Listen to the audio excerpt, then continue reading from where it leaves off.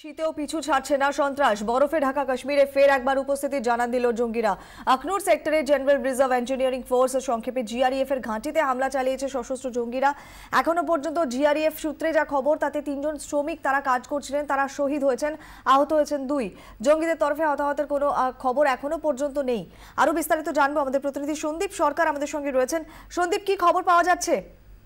দেখো, এখনো পর্যন্ত যে 3 জন মারা গেছে তারা সিভিলিয়ান বলেই আমরা জানতে পারছি। তবে এখনো পর্যন্ত বিস্তারিত তথ্য আসা বাকি রয়েছে। যে 3 জনের মৃত্যু হয়েছে তারা ওই জিআরইএফ ক্যাম্পে তারা ছিলেন তার যে সময় জঙ্গি হামলা ঘটে এবং তারা জঙ্গিদের ছোড়া গুলিতেই তারা প্রথমে গুরুতর জখম হন এবং পরবর্তীতে তাদের মৃত্যু হয়। এই ঘটনা আজ একেবারে সকালবেলা হয়েছে, যখন জিআরইএফ ক্যাম্পের ভেতরে কাজ চলছিল সে সময় এই হামলার ঘটনা ঘটে। এখনো পর্যন্ত এই হামলার ঘটনায় কোনো জঙ্গিকে নিকেশ করা যায়নি। তবে গোটা এলাকা কর্ডন অফ করে ফেলা হয়েছে, গোটা এলাকা ঘিরে ফেলেছে ভারতীয় সেনাবাহিনী। তবে এখনো পর্যন্ত সেনা সূত্রে কোনো জঙ্গিকে খতম করার কোনো খবর নেই। গুলির লড়াই বেশ কয়েক দফায় সকাল থেকে চলছে।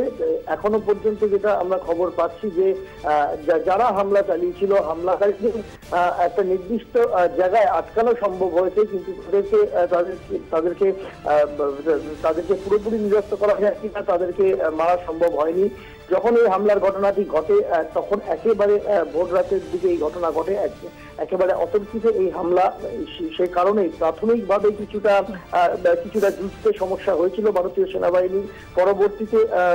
পরবর্তীতে এই যতক্ষণে ভারতীয় সেনাবাহিনীর তরফে তৎপরতা বেড়েছে ততক্ষণে 3 জনের মৃত্যু হয়ে গেছে। যে 2 জন আহত হয়েছেন তাদেরকে স্থানীয় একটি হাসপাতালে নিয়ে যাওয়া হয়েছে। তাদের অবস্থা স্থিতিশীল বলে ভারতীয় সেনাবাহিনী সূত্রে আমরা জানতে পারছি। সন্দীপ, অনেক ধন্যবাদ।